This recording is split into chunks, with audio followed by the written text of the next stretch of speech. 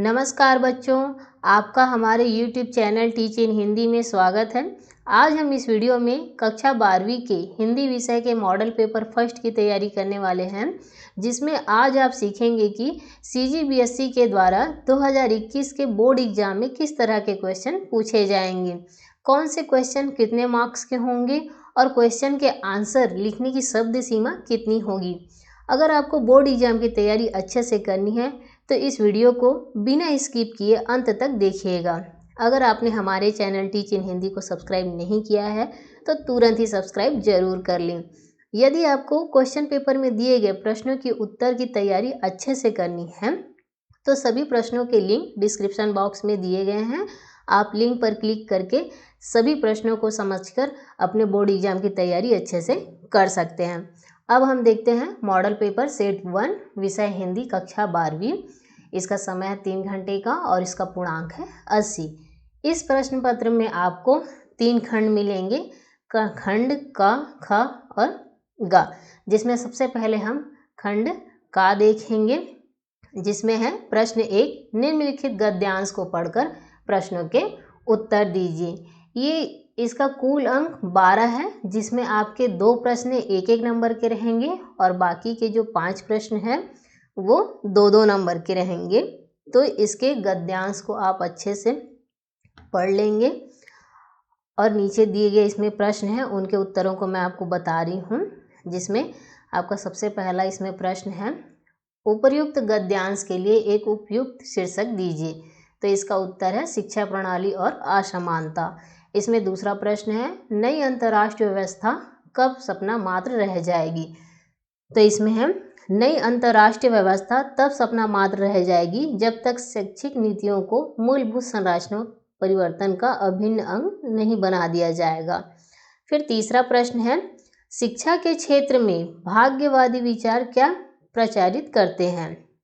इसका उत्तर लिखेंगे, शिक्षा के क्षेत्र में भाग्यवादी यह प्रचार करते हैं कि निर्धनता प्रकृति की देन है, गरीब लोगों को निर्धनता उसी तरह सहन करनी चाहिए जैसे कि प्राकृतिक आपदाओं को सहन करते हैं। फिर चौथा प्रश्न है, लेखक किन लोगों की बुद्धि ठीक करने की बात करता है, क्यों। उत्तर है, लेखक उन लोगों की बुद्धि ठीक करने की बात करता है जो निर्धनता की खोखली आध्यात्मिकता में आत्मदोष ढूंढते हैं और उनको भी जो समृद्धि को उपभोक्तावादी संस्कृति में जीवन का अर्थ और उद्देश्य देखते हैं। फिर है 5वां नंबर का क्वेश्चन, जिसमें है, भविष्यवादी प्रतिमानों को ठीक न करने का मुख्य परिणाम क्या होगा। तो इसका उत्तर है, भविष्यवादी प्रतिमानों को ठीक न करने का मुख्य परिणाम यह होगा कि दुनिया 2 नहीं 3 भागों में बंटकर रह जाएगी। फिर 6वां क्वेश्चन है, यूनेस्को ने अपने अध्ययन में क्या आशंका जताई है।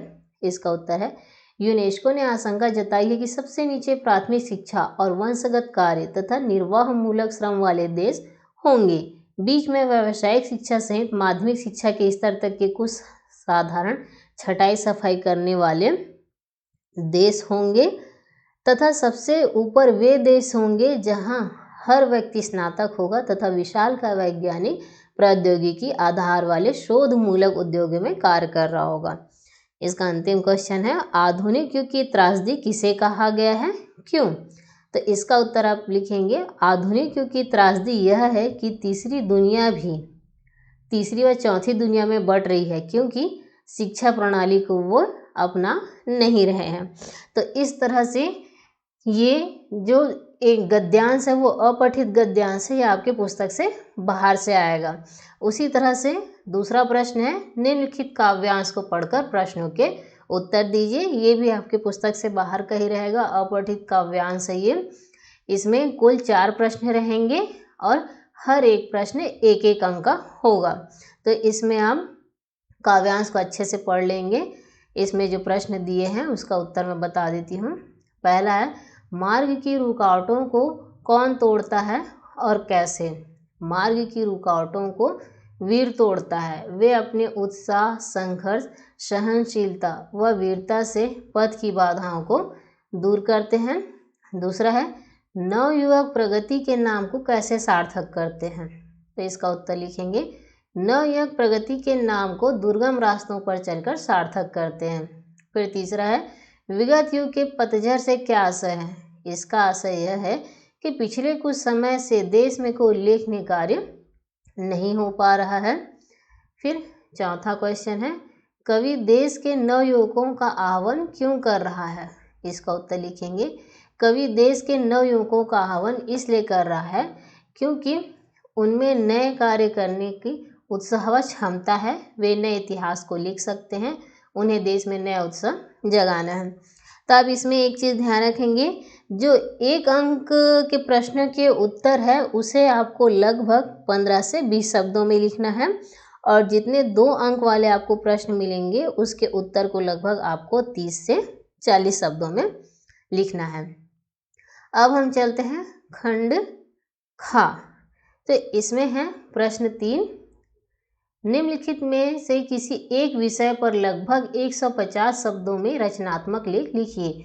रचनात्मक लेख का मतलब है अनुच्छेद लेखन। इसमें आपको निबंध नहीं लिखना है, सिर्फ अनुच्छेद लिखना है, जिसका कुल अंक है आपका 5।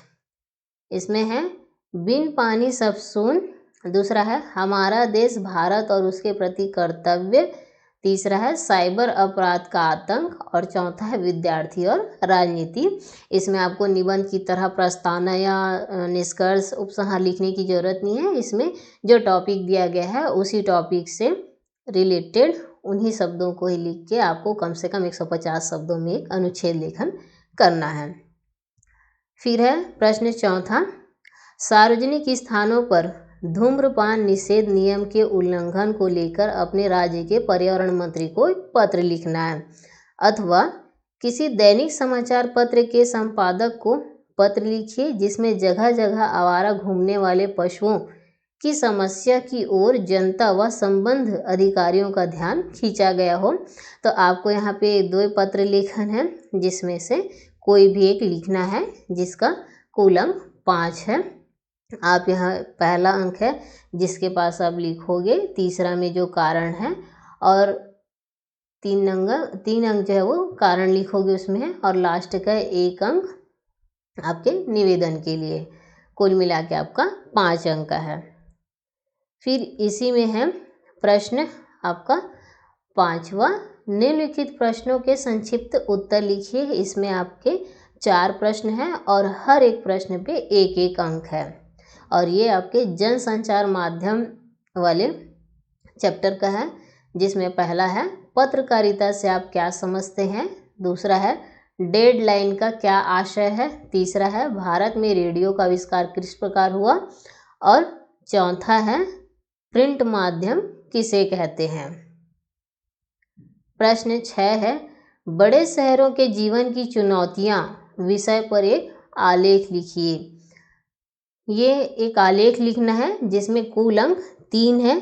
इसकी शब्द सीमा 60 से 70 शब्दों में होनी चाहिए। उसी तरह से प्रश्न 7वां में है खाद्य पदार्थों में मिलावट की समस्या पर एक फीचर लिखिए। आपको एक फीचर लेखन करना है, ये भी कुल 3 अंक है, इसे भी आपको 60 से 70 शब्दों में लिखना है। फिर है खंड ग, जिसमें प्रश्न 8, निम्नलिखित काव्यांश को पढ़कर पूछे गए प्रश्नों के उत्तर दीजिए। इसमें ये आपके पुस्तक का ही है काव्यांश, जो सहर्ष स्वीकारा है पाठ से है, तो आप इसको देख लेंगे। इसमें प्रश्न है कवि ने अपने जीवन की हर प्राप्ति सहर्ष क्यों स्वीकारा है। फिर है कवि को अपनी गरीबी पर भी गर्व क्यों है। फिर तीसरा है संवेदना तुम्हारा है से कवि का क्या आशय है। चौथा है कवि के लिए मौलिक क्या है।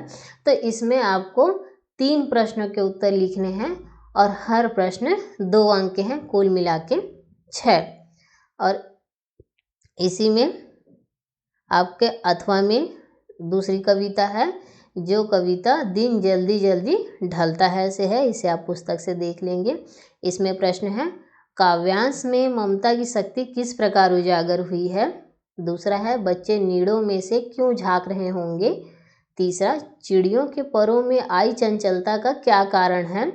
चौथा प्रस्तुत पद्यांश में मानव मन की किस भावना को व्यंजित किया गया है। इन दोनों में से आपको जो है उसे आप लिख सकते हैं। उसके बाद आते हैं प्रश्न 9 में निम्नलिखित काव्यांश को पढ़कर पूछे गए प्रश्नों के उत्तर दीजिए। ये भी आपके पाठ्य पुस्तक का ही काव्यांश है, उषा पाठ का।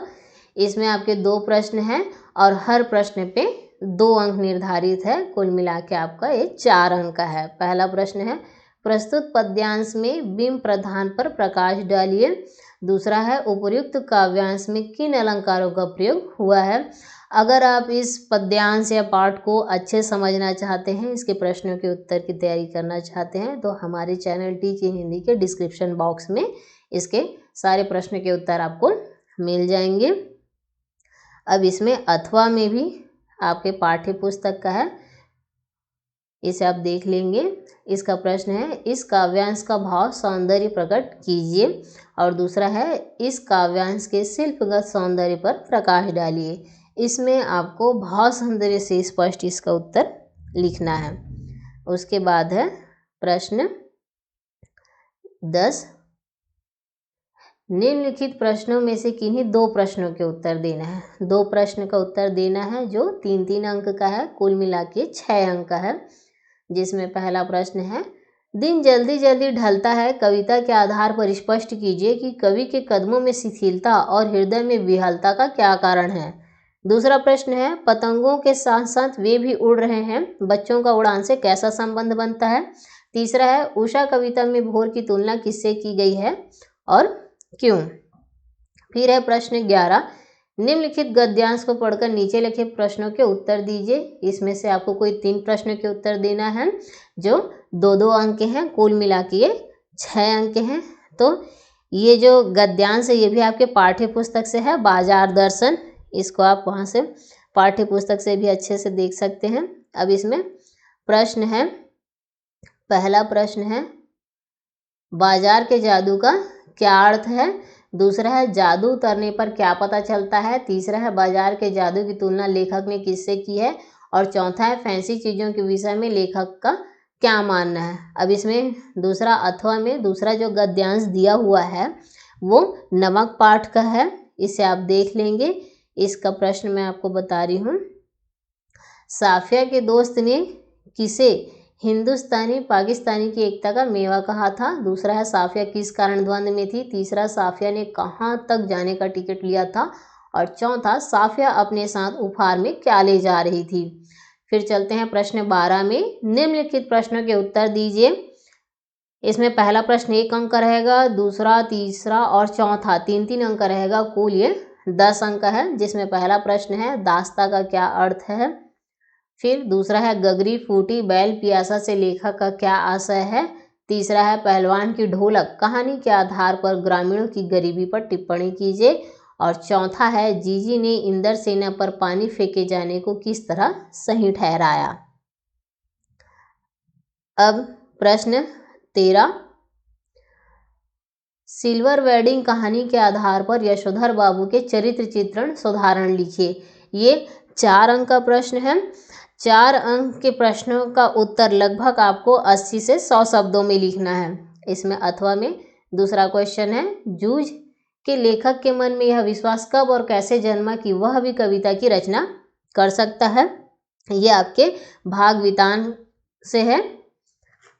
उसके बाद प्रश्न 14, टूटे फूटे खंडहर सभ्यता और संस्कृति के इतिहास के साथ साथ धड़कती जिंदगियों के अंश हुए समय का दस्तावेज होता है। इस कथन का भाव स्पष्ट कीजिए। ये अतीत में दबे पांव से है, ये भी 4 अंक का है। और इसमें अथवा में है, जूझ कहानी के आधार पर दत्ताजी राव की भूमिका पर प्रकाश डालिए। ये जूझ पाठ से है। फिर प्रश्न 15, सिंधु सभ्यता साधन संपन्न थी पर उसमें भव्यता का आडंबर नहीं था, कैसे। इसमें भी 4 अंक है।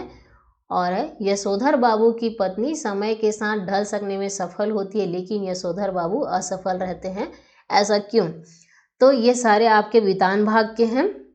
इसमें भी इसके भी क्वेश्चन आंसर आपको अगर अच्छे से तैयारी करनी है तो हमारे चैनल टीच इन हिंदी के डिस्क्रिप्शन बॉक्स के लिंक में जाकर आप इन प्रश्नों की तैयारी बहुत ही अच्छे से कर सकते हैं और अपने बोर्ड एग्जाम की तैयारी को और भी अच्छे से कर सकते हैं। इस तरह से आपका मॉडल पेपर सेट कंप्लीट हुआ।